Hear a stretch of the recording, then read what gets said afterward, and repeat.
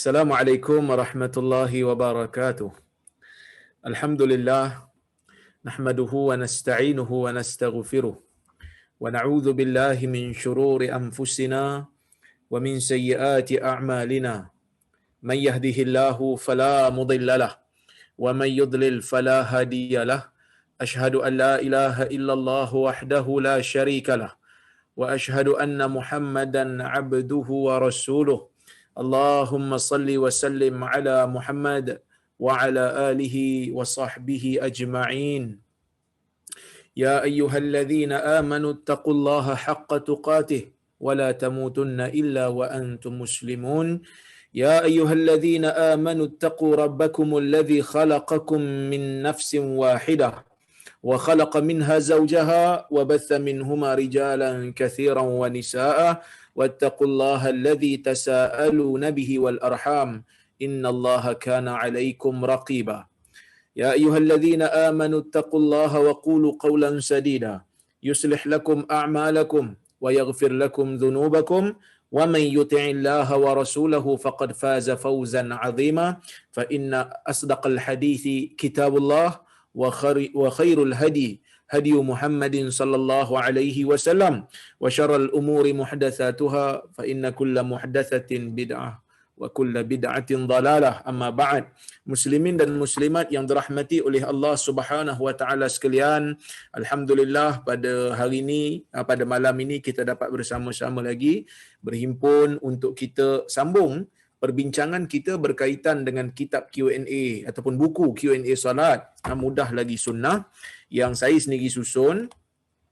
Dan pertamanya saya mohon kemaafan kerana kelewatan hari ini kita mengadakan kuliah disebabkan saya ada sedikit orang kata apa tanggungjawab untuk menghadiri kursus ya yang dianjurkan oleh majikan saya. Dan insya-Allah kita akan sambung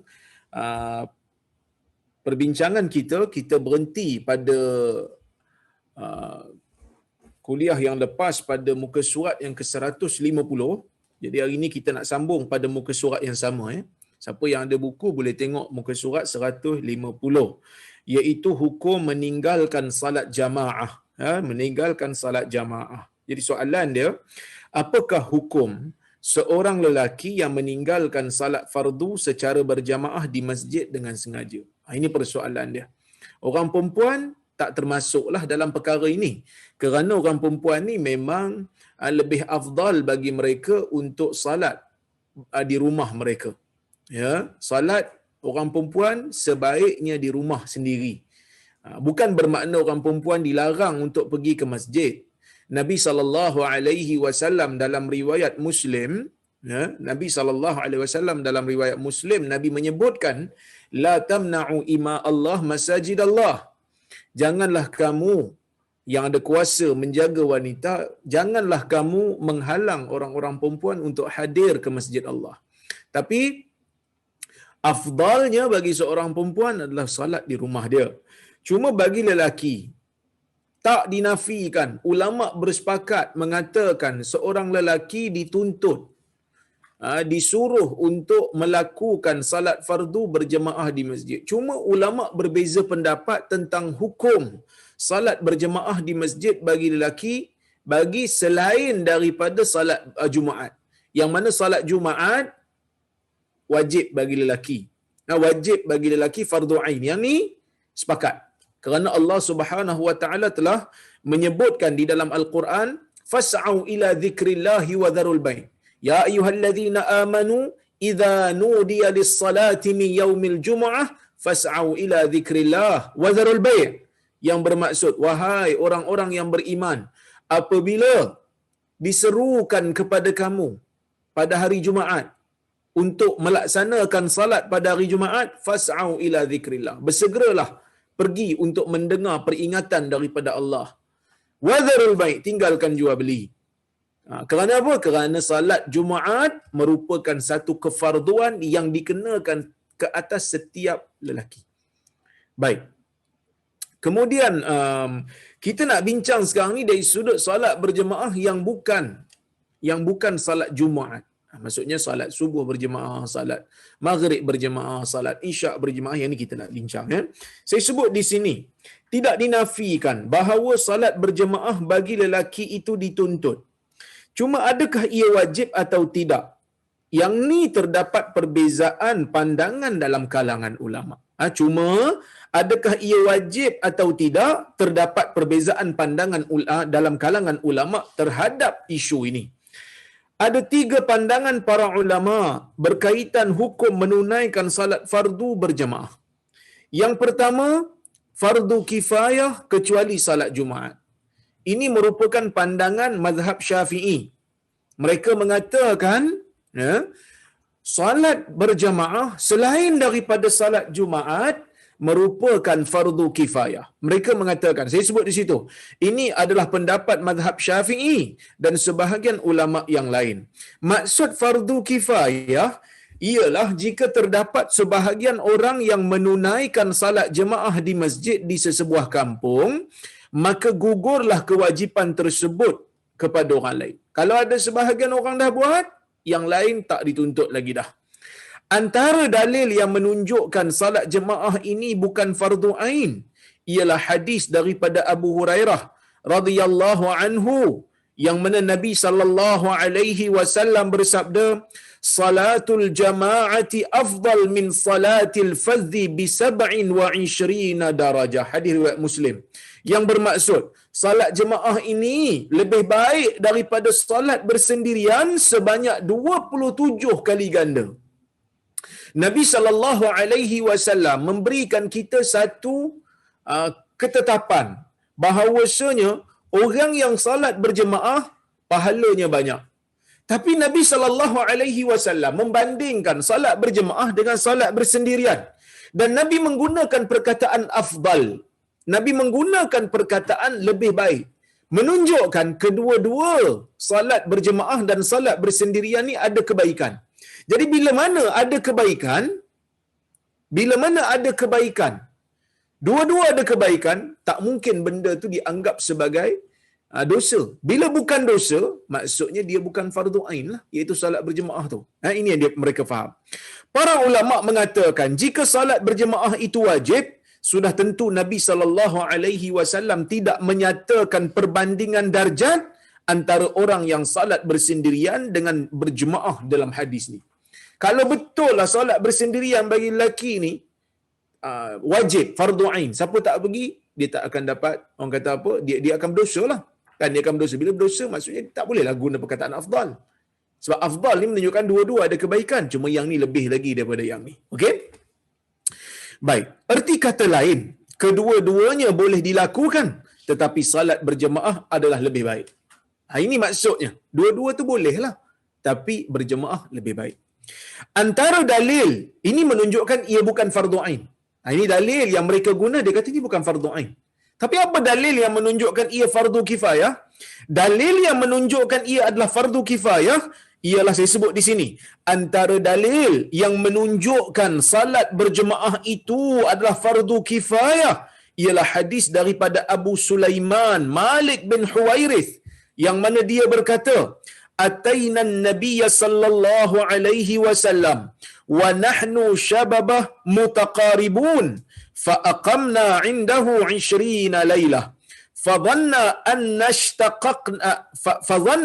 nashtaqna ahlana wa sa'alana 'amman tarakna fi ahlina fa akhbarnahu wa kana rafiqan rahima faqala irji'u ila ahlikum fa'allimuhum wa marruhum wa sallu kama ra'aytumuni usalli wa idza hadaratis salah falyu'adhdhin lakum ahadukum thumma liya'ummakum akbarukum. Hadis riwayat al-Imam al-Bukhari rahimahullah. Yang bermaksud, Malik bin Huwairith kata, kami datang bertemu dengan Nabi sallallahu alaihi wasallam. Kami datang kepada Nabi sallallahu alaihi wasallam dan kami adalah para pemuda yang hampir sama umur. Dan kami tinggal bersama dengan Nabi sallallahu alaihi wasallam. Kata Malik bin Huwairith, kami berada bersama dengan Nabi sallallahu alaihi wasallam selama 20 malam. 20 malam kami duduk dengan Nabi. Untuk apa? Untuk belajar tentang Islam. So, budaya mengembara untuk mencari ilmu, budaya mengembara untuk menuntut ilmu bukan hanya berlaku pada zaman ini, bahkan ia berlaku daripada zaman Nabi sallallahu alaihi wasallam. Bahkan ulama-ulama hadis pun menyebut tentang satu budaya yang dipanggil sebagai budaya ar-rihlah fi talabil hadis. Pengembaraan dalam mencari ataupun dalam menuntut hadis, dalam nak mencari hadis. Sebab itu Sa'id bin Musayyib dia pernah sebut, dia kata innila asiru masirata yaumin wa lailah li ajlil haditsil wahid atau kama qala, yang bermaksud Sa'id bin Musayyib kata aku sanggup mengembara sehari semalam demi kerana nak mencari sesebuah hadis. Jadi nak katanya tuan-tuan dan puan-puan rahmati Allah sekalian, pengorbanan ulama dulu ni dalam nak mencari ilmu sangat dahsyatlah. Dimulakan oleh para sahabat, kemudian disambung sehinggalah pada zaman ini. Saya teringat Al-Imam Syafi'i pernah menyebutkan tentang kelebihan orang yang bermusafir untuk mencari ilmu ni. Kata Imam Syafi'i, pergi musafir, dia kata, kerana air ni kalau dia bertakung di satu tempat dia akan rosak. Sebaliknya kalau air itu mengalir dia akan bersih. Maksudnya Imam Syafi'i memberikan perumpamaan. Seorang penuntut ilmu kalau dia berada di tempat dia jadi tak keluar, dia tak dapat pengalaman yang akan mematangkan dia ataupun membersihkan dia. Mungkin dia akan hanya terkesan dengan suasana tempat dia. Jadi bermusafir ni menjadikan seseorang itu dapat ataupun dapat melihat dunia dengan lebih luas, dapat melihat pandangan-pandangan ulama, dapat mengetahui pandangan-pandangan ulama dengan lebih luas, dapat menemui guru-guru yang lebih ramai. Sebab itu kalau kita tengok Ibn Hibban antaranya, ribu guru dia daripada Isfijab di Asia Tengah tu sampai ke Iskandariah dia mengembara. Dia memerlukan belanja yang begitu besar, tetapi pengorbanan itu tidak pergi sia-sia. Pengorbanan nak mendapatkan ilmu ni dia tak pergi sia-sia. Sebaliknya Ibn Hibban terkenal sebagai orang yang mengumpulkan hadis dan banyak kajian-kajian dibuat dan orang mengambil manfaat daripada hadis yang beliau kumpulkan. Ini ulama-ulama dulu dah, dan sahabat buat benda yang sama, dan ulama ni mengikut budaya yang telah dimulakan oleh para sahabat. Baik, dia kata kami tinggal bersama dengan Nabi sallallahu alaihi wasallam selama 20 malam. Ketika baginda berasa bahawa kami telah rindu kepada keluarga kami. Manusia ni macam itulah, kan? Ada rindu kepada kampung halaman, rindu pada keluarga, sama. Kan? Itu bukan benda yang mengaibkan. Bahkan itu benda yang menunjukkan kita ni normal, manusia normal.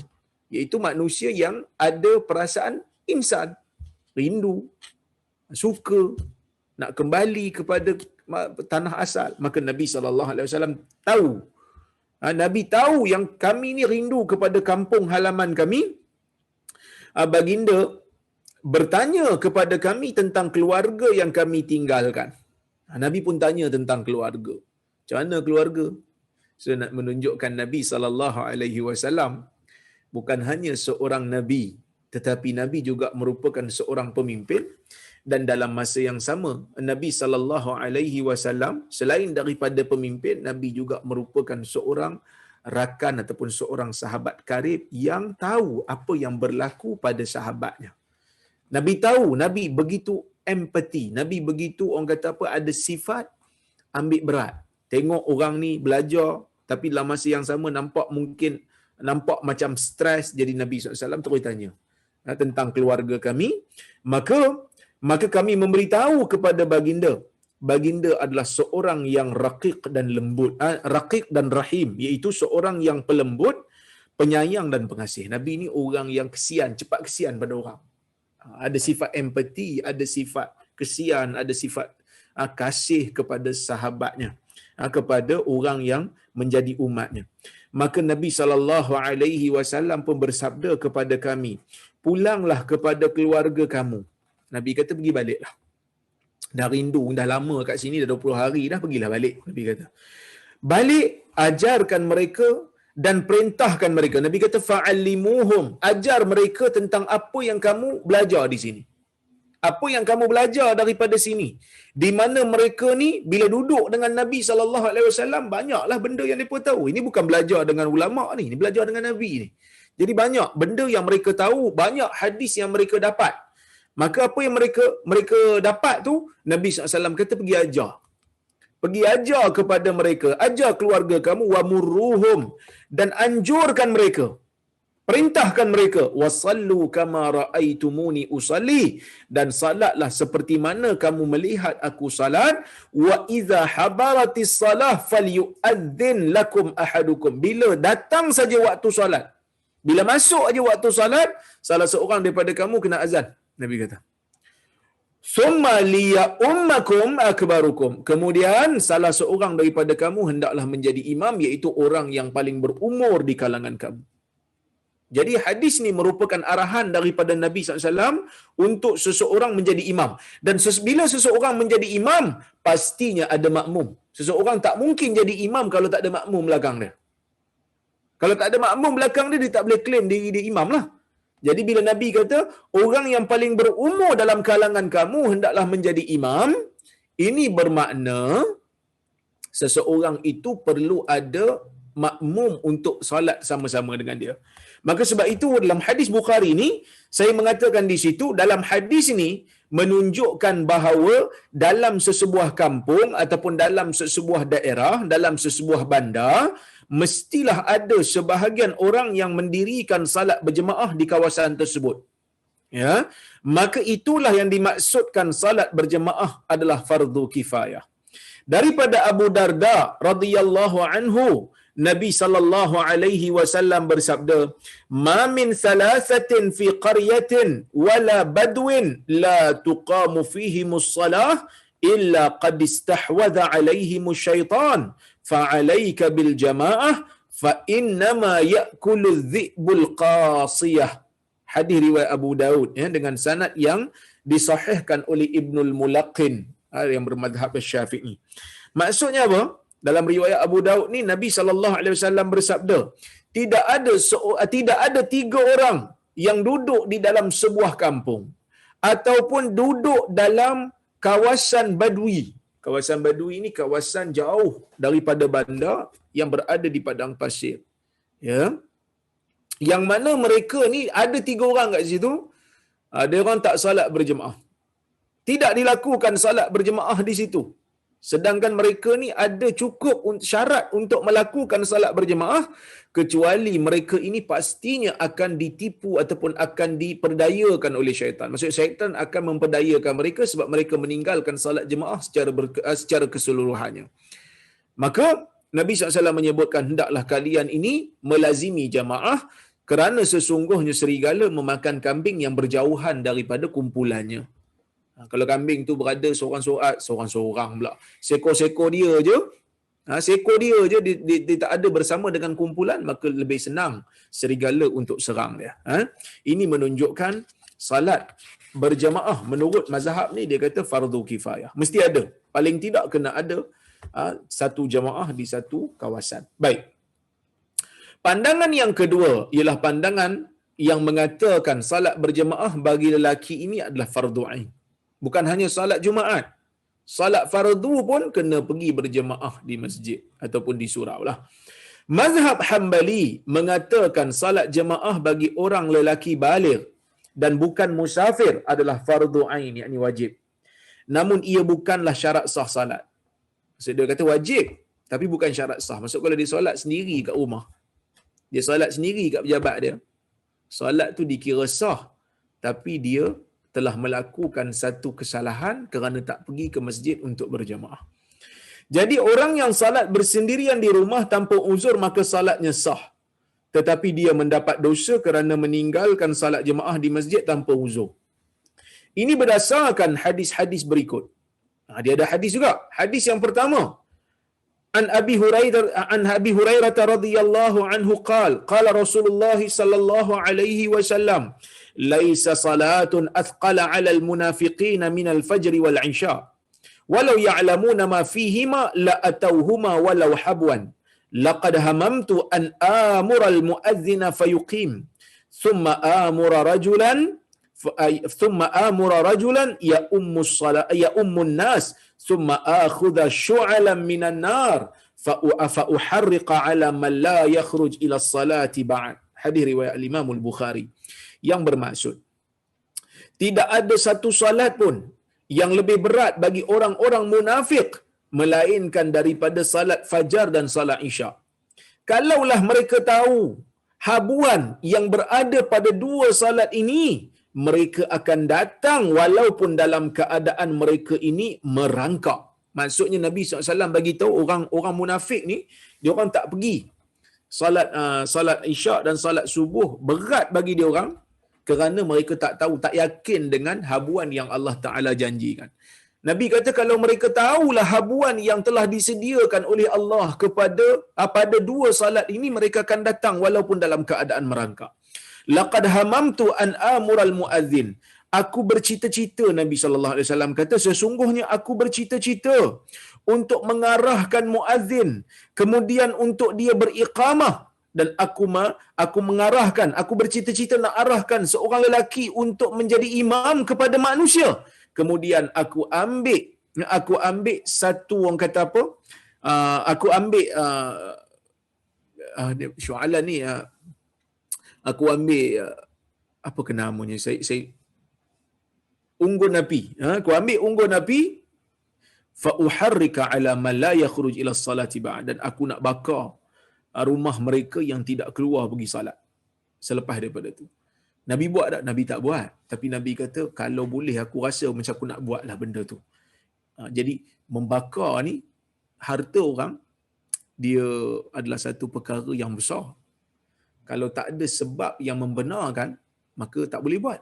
Bila Nabi SAW sebut Nabi nak buat benda tu, menunjukkan benda yang mereka tinggalkan atau penyebab ataupun faktor yang menyebabkan Nabi berniat nak buat macam tu adalah sesuatu yang salah lah.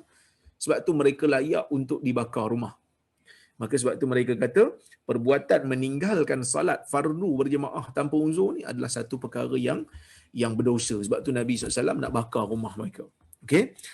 Hadis yang kedua, an Abdullah ibni Mas'ud radhiyallahu anhu qala laqad ra'aytuna wa ma yatakhallafu 'anis salah illa munafiq qad 'ulima nifaquhu aw marid. In kana al-marid la yamshi baina rajulain hatta ya'ti as-salah. Wa qala inna Rasulullah sallallahu alaihi wasallam 'allamana sunanal huda wa inna min sunanil huda as-salata fil masjid alladhi yu'adhdhanu fihi. Hadis riwayat Muslim. Ibnu Mas'ud mengatakan, Ibnu Mas'ud ni Abdullah bin Mas'ud, sahabat Nabi sallallahu alaihi wasallam. Dia kata, sesungguhnya aku telah melihat kita di zaman ini. Kita ni aku dah tengok dah.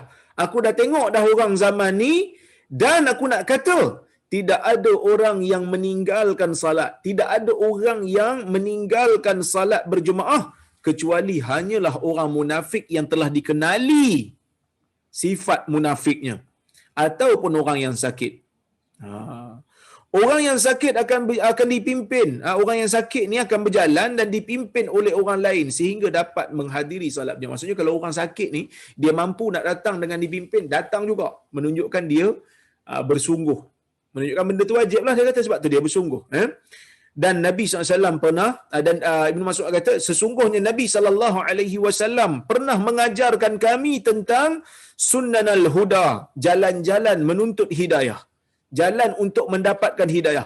Dan di antara perkara yang menjadi sunanal huda, perkara-perkara yang menjadi jalan-jalan hidayah, as-salata fil masjid, salat di masjid berjemaah lah, alladhi yu'adhdhanu fi, yang mana diazankan padanya. Hadis riwayat Muslim.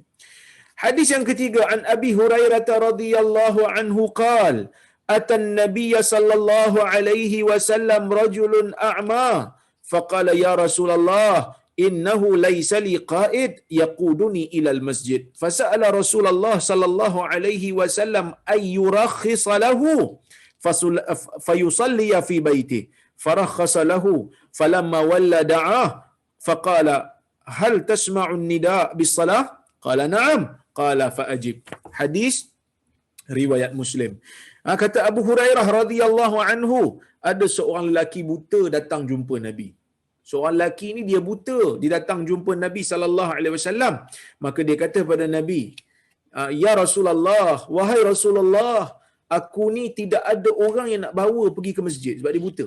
Tak ada orang nak pimpin dia pergi ke masjid, maka dia meminta kepada Nabi sallallahu alaihi wasallam untuk memberikan rukhsah supaya dia boleh salat di rumah dia. Maka Nabi SAW pun akhirnya memberikan rukhsah pada dia. Kemudian apabila dia beredar, apabila dia berpaling daripada Nabi SAW, Nabi pun panggil dia. Maka Nabi kata, adakah kamu mendengar seruan azan? Kamu dengar tak seruan orang panggil salat? Dia kata, na'am. Dia kata, ya. Maka Nabi SAW kata, kalau begitu jawablah azan tersebut, iaitu penuhi. Pergi masjid. Maksudnya kat sini, Nabi SAW tetap mengarahkan orang buta yang tak ada orang nak bawa dia pun kena pergi selagi mana dia dengar azan. Oleh kerana tu pandangan ni ataupun mazhab ni mengatakan salat fardu adalah fardu ain, kena pergi untuk orang lelaki. Okey. So, pandangan yang ketiga, kita tengok pandangan yang ketiga pula ialah pandangan majoriti ulama, dia mengatakan sunat muakkad. Ini adalah pandangan majoriti para ulama berdasarkan pemahaman kepada hadis-hadis yang ada. Dalil mereka sama seperti dalil yang digunakan oleh mazhab yang mengatakan fardu kifayah. So dalilnya sama macam dalil yang kata fardu kifayah, cuma mereka kata tak sampai kepada tahap fardu sebab Nabi SAW kata salat seorang-seorang pun ada pahala. Maka ia sunat muakkad.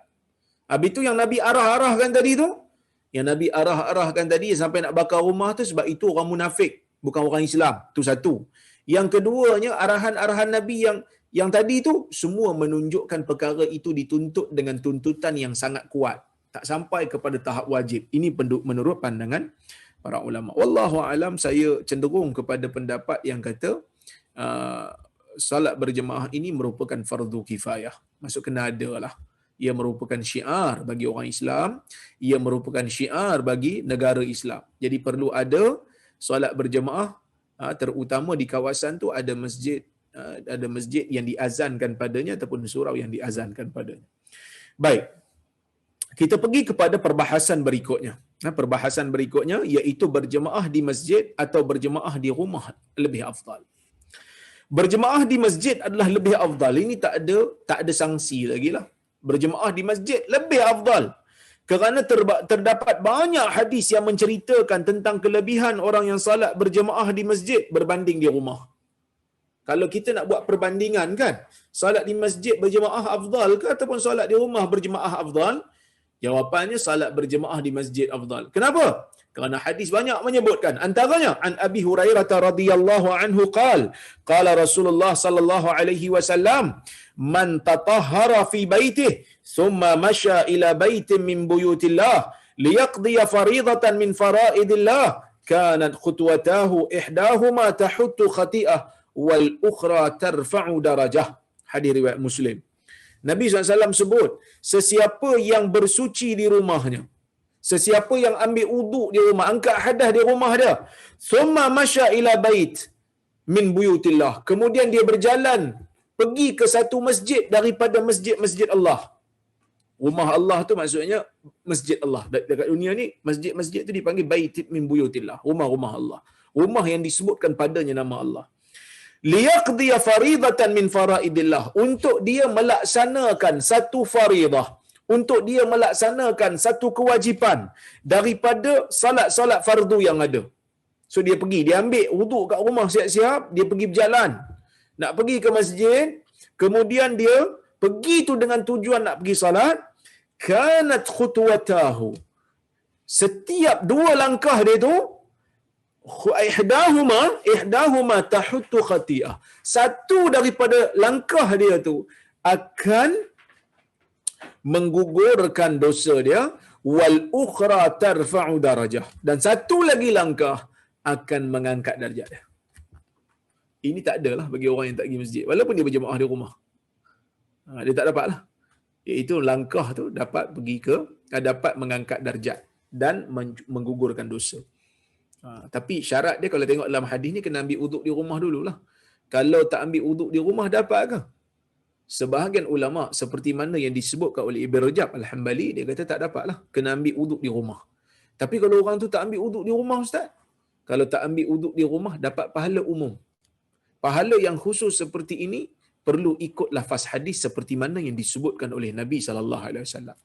Hadis berikutnya an Utsman ibn Affan radhiyallahu anhu qala Rasulullah sallallahu alaihi wasallam man tawadda'a lis-salah fa asbagha al-wudu thumma masha ila as-salati al-maktubah fa sallaha ma'an nas aw ma'al jamaah aw fil masjid ghafarallahu lahu dhunubahu. Hadis riwayat Muslim. Yang bermaksud sesiapa yang berwudu untuk melaksanakan salat fa asbaghal wudu, kemudian dia menyempurnakan wuduknya. Maksud wuduk tu jadi sah lah. Wuduk tu dibasuh dengan betul. Bukan wuduk tak sah. Sebab kalau wuduk tak sah, dia tak dapat. Sebab apa bila wuduk tak sah tak dapat? Bila wuduk tak sah, salat tak sah. Jadi tak dapatlah kelebihan tu. Summa masya ila salah. Kemudian dia berjalan pergi ke masjid untuk melaksanakan salat fardu. Fasallaha ma'an nas, lalu dia bersalat bersama dengan manusia berjemaah, au ma'al jamaah ataupun bersama dengan jemaah, au fil masjid ataupun di masjid, ghafarallahu lahu dzunubah. Allah Taala akan mengampunkan dosa-dosanya. Dosa-dosa kat sini bukan dosa besarlah. Dosa-dosa kat sini adalah dosa kecil dia. Maksudnya apa?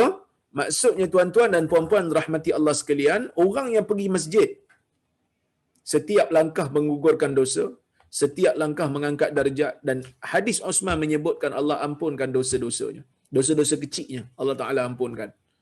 Jadi solat tu sendiri mengampunkan dosa-dosa kecil. Yang ni pun mengampunkan. Maksud dia dapat ekstra pengampunan daripada Allah Subhanahu Wa Taala. Kemudian tidak dinafikan, saya sebut di situ, tidak dinafikan. Ada pendapat yang mengatakan salat jemaah yang mendapat 27 kali ganda adalah berjemaah di masjid. Ada sebagian ulama sebut, dia kata yang Nabi kata salat jemaah, salatul jamaah afdal min salatil fadhi bi 27 darajah.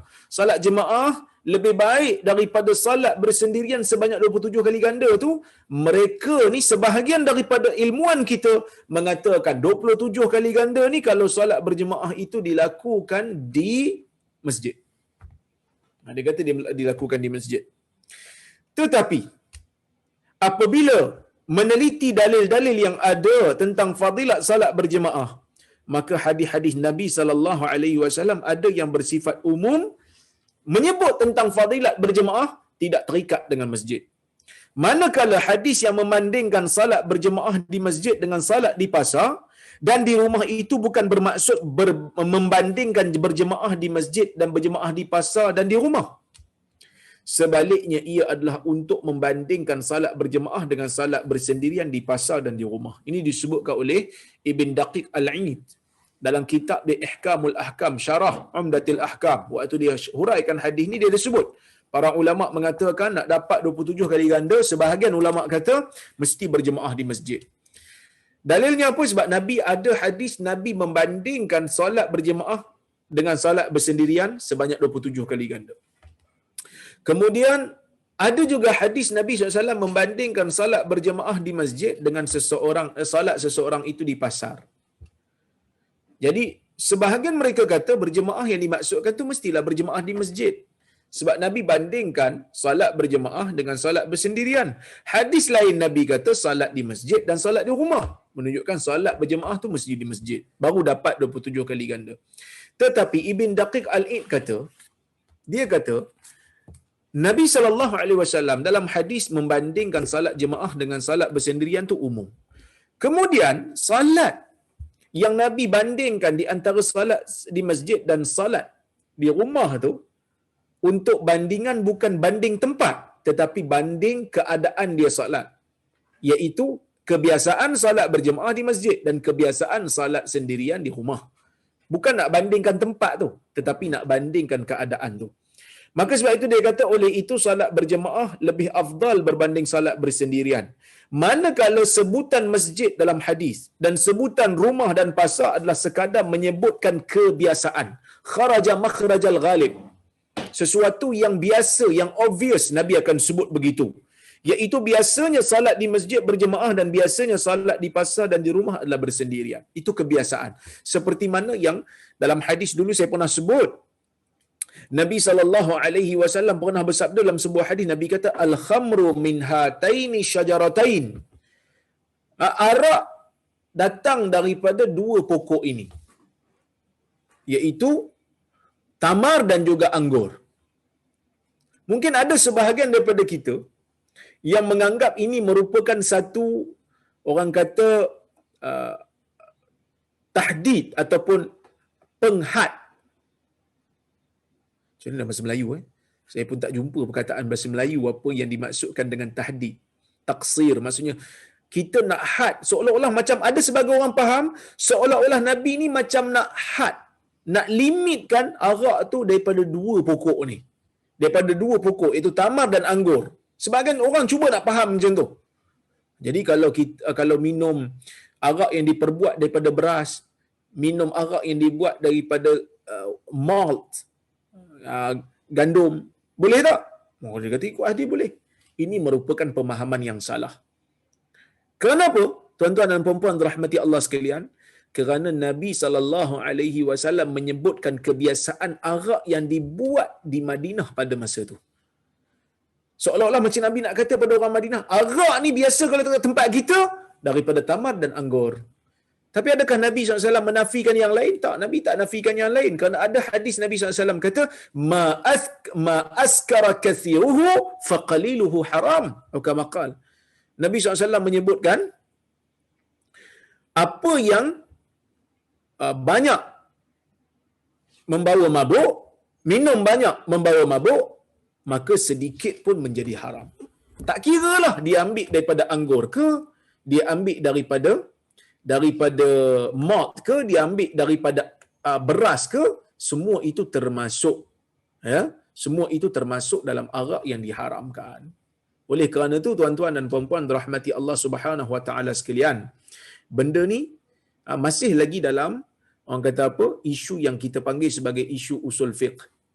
Isu usul fiqh yang kita kena fahami betul-betul, ya. Baik. Sekejap tuan-tuan.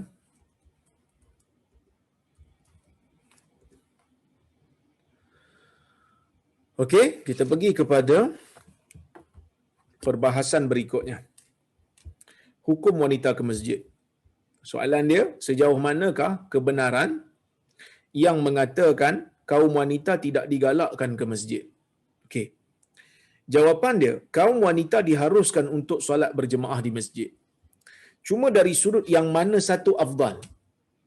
Salat di rumah adalah afdal bagi mereka. Daripada Ibnu Umar, an Ibni Umar radhiyallahu anhuma qala Rasulullah SAW, la tamna'u nisa'akumul masajid wa buyutuhunna khairul lahun. Yang bermaksud, kamu jangan larang isteri-isteri kamu, kaum wanita kamu untuk pergi ke masjid, dan rumah mereka lebih baik untuk mereka bersalat. Hadis riwayat Abu Daud dengan sanad yang sahih. Dalam mazhab Syafi'i, wanita yang muda adalah dimakruhkan untuk pergi ke masjid kerana boleh membawa fitnah yang besar, membawa ujian yang besar kepada orang lelaki, yang mana orang lelaki suka nak tengok perempuan.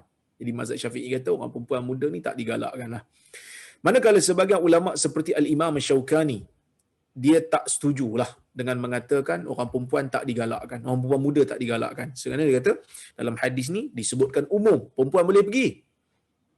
Tapi rumah bagus lagi untuk mereka. Rumah bagus lagi untuk perempuan.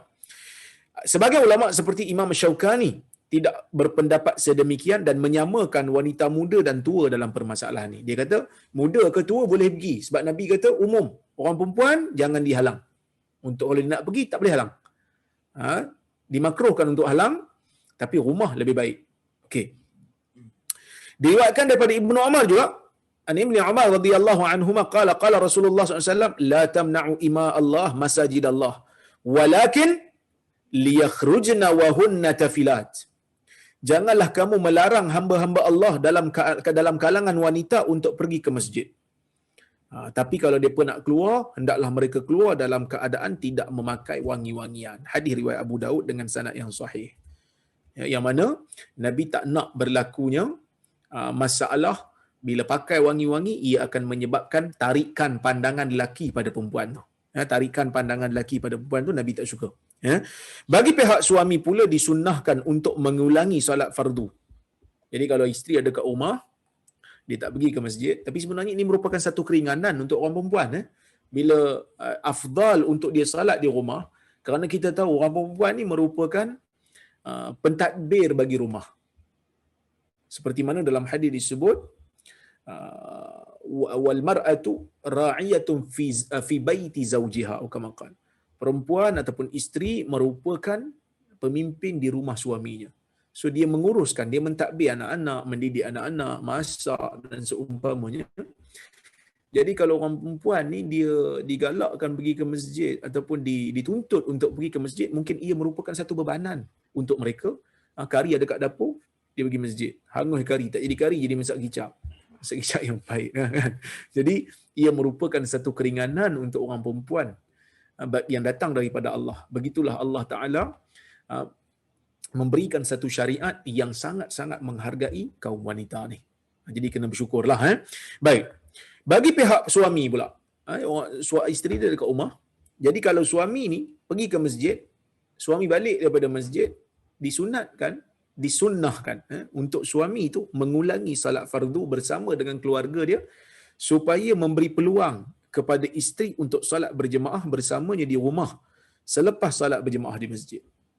Maksudnya kalau laki dia pergi ke masjid dah salat berjemaah dah, balik tu bagus kalau suami tu dapat ulang solat yang sama bersama dengan isteri dia. Ini sunnah. Bahkan mengulangi solat fardu ini adalah sunnah bagi semua orang. Bukan hanya suami je lah. An Mu'adz ibn Jabal radhiyallahu anhu kana yusalli ma'an Nabi sallallahu alaihi wasallam thumma yarji'u fa ya'ummu qaumahu. Hadis riwayat Bukhari. Mu'adz ni dia pernah bersolat bersama dengan Nabi sallallahu alaihi wasallam. Dia solat berjemaah dengan Nabi. Kemudian bila dia balik di kawasan dia, dia mengimamkan kaum dia untuk solat Isyak. Menunjukkan perkara ini sunnah. Tapi kalau tak buat pun tak apalah. Cuma kalau buat akan memberikan peluang untuk isteri dapat solat berjemaah. Baik, kita tengok pada perbahasan berikutnya iaitu solat sunat ketika iqamah dilaungkan. Okey, soalan dia, bolehkah saya menunaikan solat sunat terlebih dahulu ketika iqamah solat jemaah baru dilaungkan? Baru je dilaungkan dia nak solat sunat. Dan apa yang perlu saya buat sekiranya iqamah dilaungkan ketika saya sedang mendirikan solat sunat? Kalau dah iqamah kita baru nak solat sunat dan ataupun kita sedang solat di iqamah. Okey. Jawapan dia, Nabi SAW tidak membenarkan seseorang untuk solat sunat ketika dilaungkan iqamah. An Abi Hurairah radhiyallahu anhu qala Rasulullah sallallahu alaihi wasallam, "Idza uqimatis salatu fala salata illa al-maktubah." Hadis riwayat Muslim. Apabila didirikan salat, apabila diiqamahkan salat, maka tidak ada sebarang salat melainkan hanyalah salat fardu. Jadi bila dah iqamah, dilarang untuk seseorang itu mulakan salat sunat. Orang dah iqamah dah, orang tengah iqamah, dia kata salat sunat ya. Tak, pergi salat fardu bersama dengan imam. Hadis ini memberi maksud yang jelas. Jika iqamah sudah dilaungkan, maka tiada salat sunat ketika itu, tak boleh mulakan salat sunat ketika itu selain salat fardu. Cuma daripada segi praktikal, terdapat perincian untuk kita teliti. Bila Nabi kata bila iqamah tak ada sebarang salat sunat, jelas.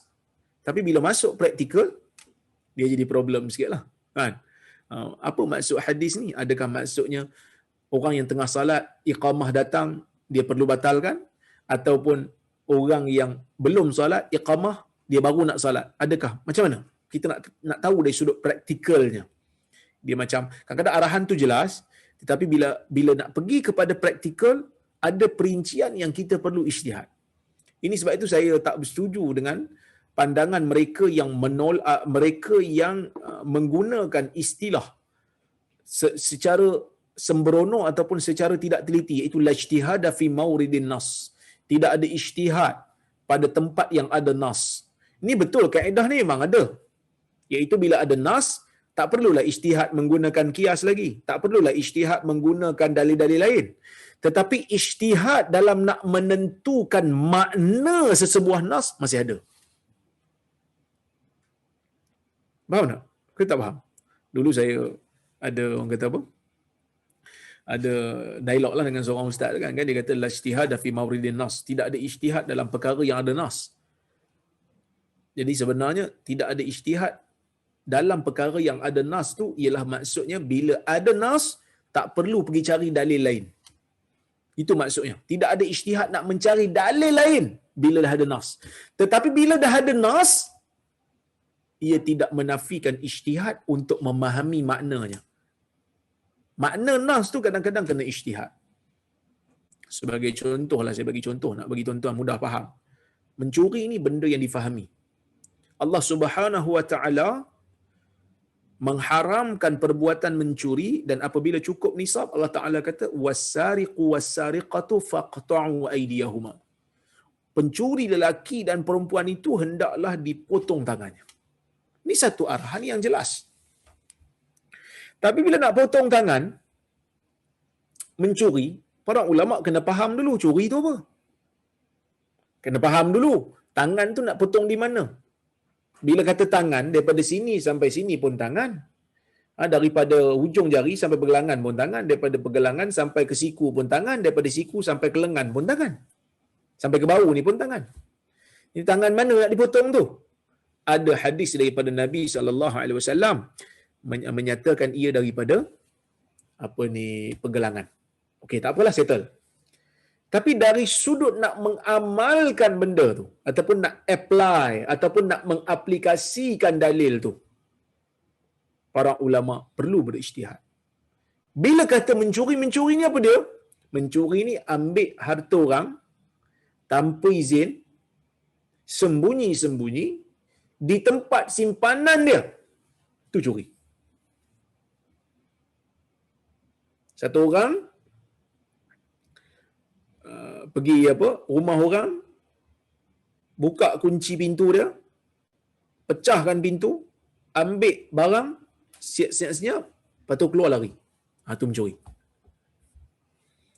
Yang tu faham lah. Tapi timbul satu benda ataupun timbul satu fenomena yang menjadikan ulama kena tengok balik, mencuri ke tak? Iaitu zaman dulu ada perbahasan ulama tentang pickpocket, iaitu orang yang menyelup saku. Pickpocket ni, perbuatan menyelup saku ni, adakah ia dikira sebagai mencuri yang kena hukuman potong tangan kalau dia curi cukup dia punya kadar ataupun tidak? Ini perbahasan dia. Kenapa mereka berbahas? Kerana definisi mencuri itu mereka kata ambil harta orang sembunyi-sembunyi daripada tempat simpanan dia. Sekarang ni dia curi daripada poket orang. Adakah poket tu dikira sebagai tempat simpanan yang selayaknya?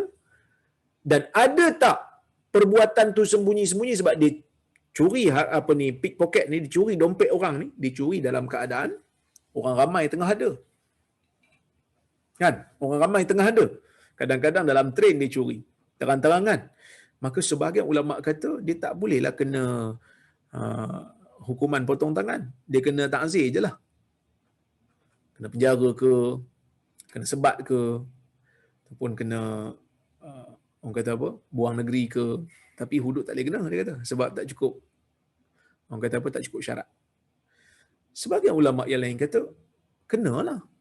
Kenapa? Kerana yang dicuri itu memang sembunyi-sembunyi sebab orang tak sedar. Bahkan dia lagi dahsyat daripada orang yang mencuri dalam keadaan orang lain, dalam keadaan orang lain tak ada. Orang lain tak ada, ini biasa dalam mencuri. Tapi kalau depan-depan orang sampai orang tak sedar, dia punya advance dalam mencuri itu lagi dahsyat. Patut dia lagi kena. Jadi sebab itu dalam bab nak mengaplikasikan dalil memerlukan ijtihad para ulama. Bukan ijtihad tu nak mencari dalil lain. Dalil dah ada. Dalil dah sahih dah. Tapi nak memahami sesebuah dalil, nak mengaplikasikan sesebuah dalil, maka kita perlu melihat daripada segenap aspek. Bukan kita lah, ulama. Ulama mujtahidun, mereka berijtihad dalam nak menentukan makna dalil tersebut untuk diaplikasikan di lapangan secara praktikal. Wallahu a'lam. Baik, kita tengok. Memulakan salat sunat ketika iqamah sedang dilaungkan, ni perbahasan pertama. Para ulama sepakat mengatakan makruh menunaikan sebarang salat sunat. Sama ada, tu betul kan ejaan tu D tu tengah-tengah tu bukan A. Dia triple A pula kat situ. Ya. Ini bukan orang kata apa? Bukan diva AA lah. Sama ada salat tahiyatul masjid atau salat sunat qabliyah apabila iqamah bagi salat fardu sudah dikumandangkan. Kita belum solat lagi. Iqamah dah dilaungkan, sedang dilaungkan. Kita baru nak mula salat sunat. Salat sunat itu hukumnya makruh. Kerana hadis tadi, idza uqimatis salah fala salata illa al-maktubah. Apabila telah didirikan salat, maka tidak ada sebarang salat melainkan hanyalah salat yang fardu.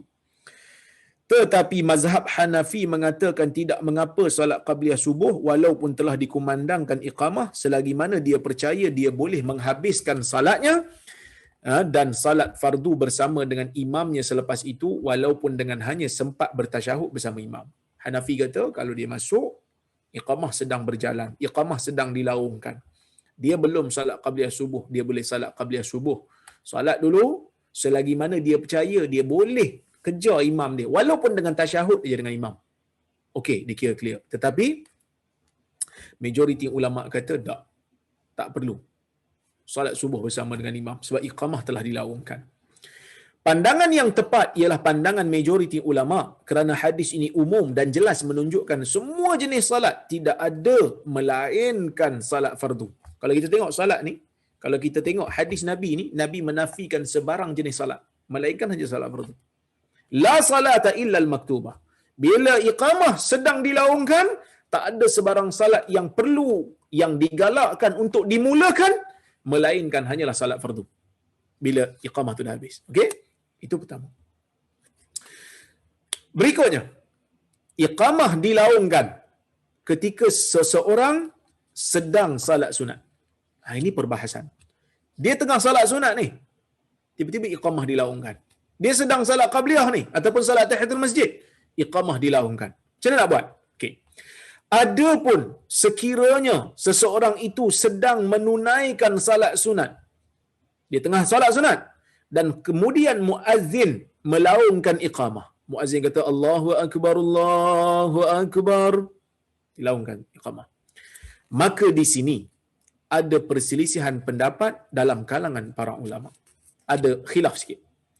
Pendapat pertama, mereka kata batalkan terus solat sunat jika dia bimbang tertinggal satu rakaat kerana beramal dengan hadis yang disebutkan secara mutlak. So dia kata, kalau dia sedang solat sunat, iqamah sedang dilaungkan, batalkan solat, dia kata. Batalkan solat sunat tu, terus masuk solat bersama dengan imam. Kerana dia kata hadis tadi umum, mutlak.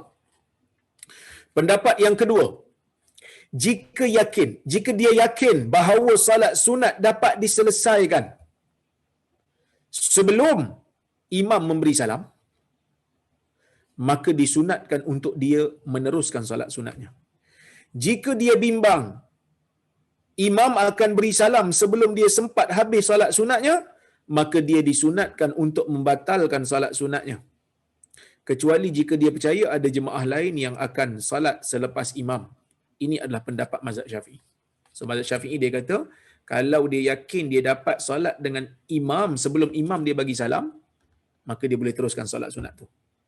Kalau dia tak yakin, dia batalkan. Kecuali kalau dia percaya lepas imam ni bagi salam ada makmum, ada jemaah lain yang akan bersama. Sebab dia mazhab Syafi'i dia tengok kepada maksud Nabi tu. Dia kata kenapa Nabi larang? Kerana nak mendapatkan salat, nak mendapatkan pahala berjemaah. Jadi pahala berjemaah akan dapat sebelum imam bagi salam. Dia pun sedang solat sunat. Jadi dia kata solat sunat dapat, solat berjemaah pun dapat. Okey, itu pendapat mazhab Syafi'i. Pendapat yang ketiga, mazhab Hambali mengatakan, sesiapa yang sedang salat sunat lalu dilaungkan iqamah, maka dia sunat meringkaskan salat sunatnya dan tidak digalakkan membatalkannya selagi mana dia tidak bimbang ketinggalan salat berjemaah bersama dengan imam itu.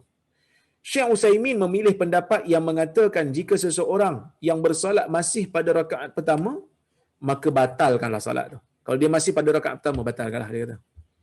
Kerana lambat lagi nak habis. Tapi kalau sudah berada pada rakaat kedua, maka boleh diteruskan solat sunat dengan segera. Jadi pendapat ni bagi saya lah dapat mengimbangkan antara fadilat solat sunat dan fadilat awal bersama dengan imam. So kalau dia berada pada rakaat kedua, ringkaskan, terus bagi salam. Kalau berada pada rakaat pertama, batalkan. Okey? Jadi tuan-tuan dan puan-puan rahmati Allah sekalian, ada beberapa perbahasan lagi. Tapi saya ingat tak sempat nak habiskan pada hari ini. Kita pun dah pukul 11, masa pun dah lewat. Jadi saya rasa mungkin kita insya-Allah kita sambunglah untuk kuliah akan datang. Saya ingat kuliah akan datang ni kita boleh habiskan semua ni insya-Allah jika ada kesempatan. Jadi um, saya rasa cukuplah sekadar tu untuk hari ini. Saya pun tak sedar masa dah sejam. Banyak orang kata apa? Isu yang saya huraikan ni, saya ingat banyak dapat hurai ni dapat habis kan, apa je tak habis kan. Wallahu a'lam.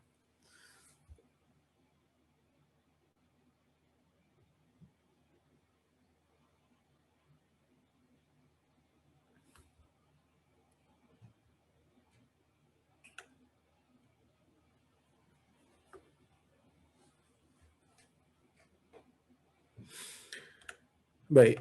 Assalamualaikum Dr. Waalaikumsalam. Boleh saya clarify this point from last week? Yang doktor kata tasyahud awal tu sunat, boleh compensate dengan sujud sahwi.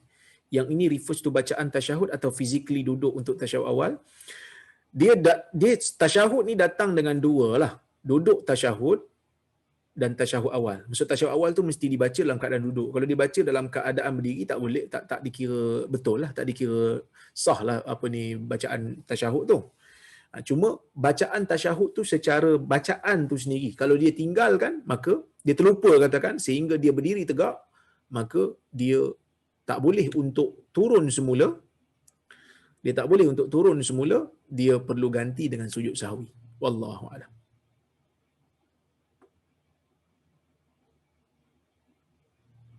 Assalamualaikum Dr. Waalaikumsalam. Apabila imam berkata Allahu Akbar sewaktu berpindah rukun, bilakah makmum sepatutnya memulakan pergerakan? Ini sebenarnya kita dah baca dalam hadis, dalam kuliah-kuliah yang lepas, iaitu para sahabat kata apabila Nabi SAW sujud, tidak ada sesiapa pun di kalangan kami yang membengkokkan badannya untuk turun sujud sehingga Nabi SAW meletakkan dahinya di atas lantai. Oleh kerana itu para ulama mereka merumuskan makmum akan mula bergerak bertukar rukun apabila imam mula selesai masuk pada rukun berikutnya. Contohnya bila imam ni dia nak rukuk, Allahu Akbar, imam rukuk tegak saja dan kita baru mula.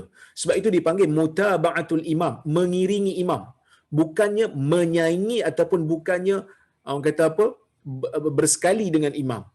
Kerana bimbang kita mendahului imam dalam keadaan kita tak sedar, dan itu adalah dilarang. Innama ju'ilal imam liyutamma bihi.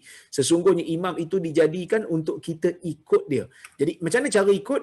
Dia selesai satu masuk satu rukun dan kita baru mula untuk turun. Lepas tu bila dia bangun, sami Allahu liman hamidah, dia berdiri aja dan baru kita berdiri. Itu yang terbaik, itu yang sunnahnya.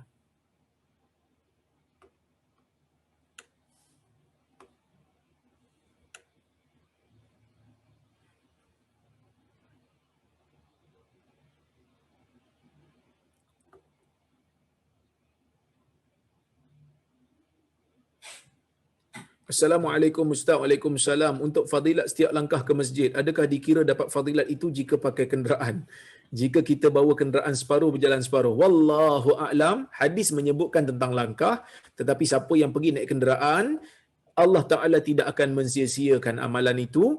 Cuma kalau kita follow langkah itu, confirmlah dapat sebab langkah itu disebut. Tetapi kalaulah kata naik kenderaan, pastinya Allah Ta'ala sekali-kali tidak akan mensia-siakan amalan saleh orang yang nak pergi ke masjid. Wallahu a'lam.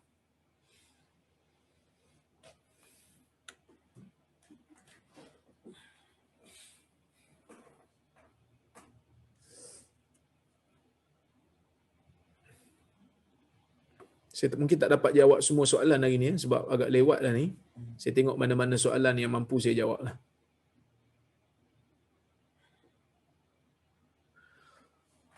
Assalamualaikum Dr. Waalaikumsalam. Kalau kat dunia kita buat kesalahan yang perlu hukuman hudud tapi tak kena sebab negara tak buat hudud, sebaliknya kena penjara denda sahaja, adakah dia masih dikira berdosa? Hudud ni ada dua ya. Satu, kesalahan yang dilakukan, dosa yang dilakukan untuk Allah. Maksudnya kerana Allah. Maksudnya dosa kita langgar hak Allah. Dan dosa kita kerana kita langgar hak manusia. Contohnya macam mencuri hak manusia dan hak Allah. Hak manusia, kita curi harta dia. Kemudian ada hak Allah di situ, iaitu kena laksanakan hukuman hudud lah. Ada yang hak, orang kata apa, kita langgar hak Allah. Contohnya macam zina, suka sama suka. Jadi, kalau dia melibatkan hak Allah, kita langgar hak Allah, kena hudud, tapi hudud tak ada. Pergi taubat seorang-seorang. Kerana dalam hadis pun Nabi SAW pernah menolak untuk mengambil tindakan kepada orang yang mengaku berzina di depan dia. Nabi tak nak ambil kes, Nabi suruh dia balik. Tapi bila dia insist, bila dia desak Nabi untuk dia cuci dosa, baru Nabi laksanakan hukuman. Okey, itu pertama. Kalau dosa tu melibatkan pelanggaran kepada hak Allah dan pelanggaran kepada hak manusia, pelanggaran kepada hak manusia tu dia perlu pulangkan lah. Kalau dia curi harta orang tu, dia perlu pulangkan apa yang dia ambil. Kalau barang tu dah tak ada, dia perlu ganti rugi supaya dia dapat melepaskan dosa dengan manusia. Yang pelanggaran kepada hak Allah tu, dia minta ampun je lah pada Allah. Moga-moga Allah Ta'ala mengampunkan dosa dia.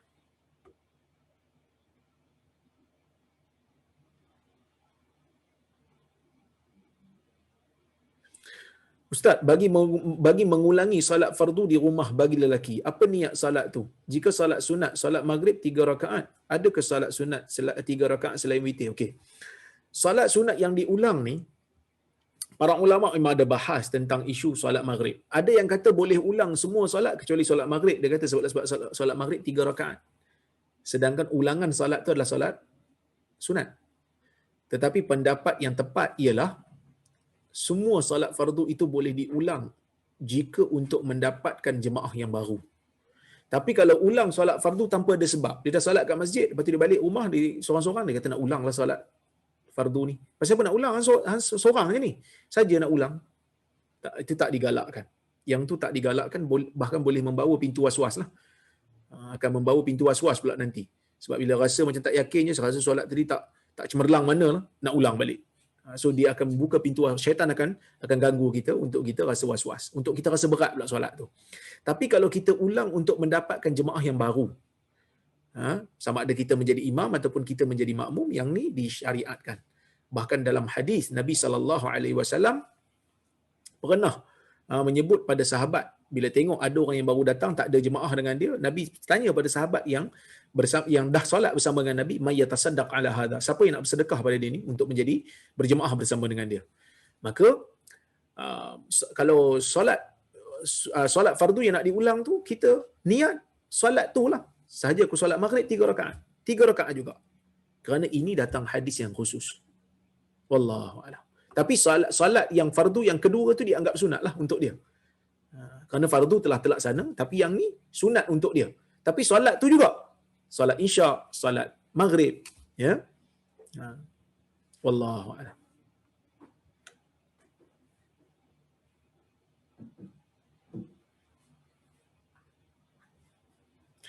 Ustaz, jika orang tu solat di rumah, jemaah masjid dah selesai solat, masih boleh ke solat sunat sebelum solat fardu? Kerana hadis riwayat Muslim tu macam dah tak ada solat sunat. Yang dimaksudkan itu apabila solat bersama dengan imam. Tapi kalau dia solat di rumah, orang perempuan umpamanya solat di rumah, dah diiqamah dekat masjid, tapi dia nak solat qabliyah dulu, selagi waktu masih ada, boleh solat qabliyah, tak ada masalah.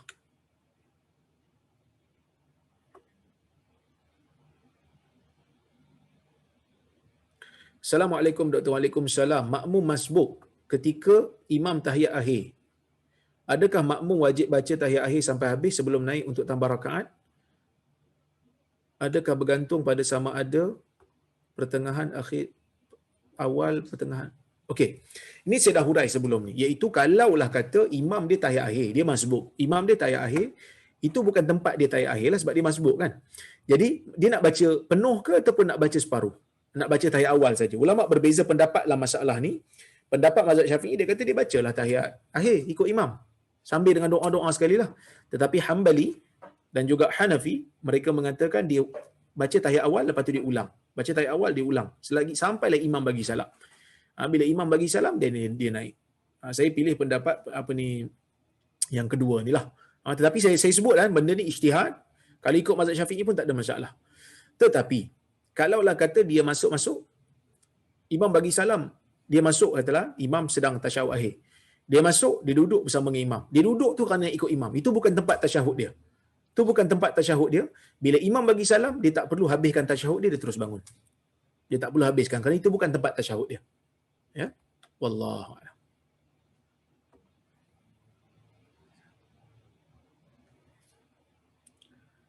Ustaz, apa hukum air kencing kucing? Sebab saya pernah air kencing kucing tidak najis. Saya pernah dengar kot, air kencing kucing adalah najis. Wallahu a'lam.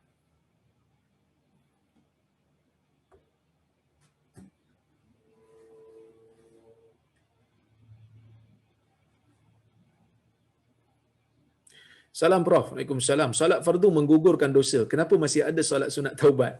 Solat sunat taubat ni untuk semua jenis solat, termasuk solat termasuk dosa-dosa besar. Dia bukan untuk dosa kecil saja, untuk dosa besar sekali disunatkan untuk dilakukan solat solat sunat taubat. Tapi solat sunat taubat ni bukan satu kemestian, ya. Bukan satu kemestian. Ia hanyalah bonus kepada orang yang nak bertaubat. Tetapi kalau katalah perempuan yang sedang haid, dia tak boleh nak solat, bukan bermakna bila dia tak boleh solat sunat taubat, dia dilarang untuk bertaubat. Taubat adalah wajib bila-bila masa bila kita buat salah. Tapi solat sunat tu adalah satu bonus. Wallahu a'lam. Insya-Allah kita jumpa lagi pada masa akan datang. Saya minta maaf kalau terkasar bahasa, tersilap kata. Terima kasih kepada Nur Islam Academy. Saya tengok Nur Islam Academy ni bersungguh dalam nak buat kuliah-kuliah agama ni. Moga Allah Ta'ala memberikan kekuatan kepada Kak Lin kita, kepada Edmas, kepada yang lain-lain juga. Moga-moga Allah Ta'ala memberikan pahala kepada kalian dengan pahala yang banyak. Saya dapat platform untuk mengajar dan tuan-tuan juga dapat platform untuk mengambil sedikit manfaat daripada kuliah asatizah kita, termasuk daripada saya sikit. Kalau ada manfaat, alhamdulillah, moga-moga Allah Subhanahu Wa Ta'ala memberikan kita kemampuan, kesempatan, minat untuk terus mengamalkan sunnah Nabi sallallahu alaihi wasallam. Saya cukup sekadar tu. Aqulu qauli hadza wa astaghfirullahal azim li wa lakum. Wassalamualaikum warahmatullahi wabarakatuh.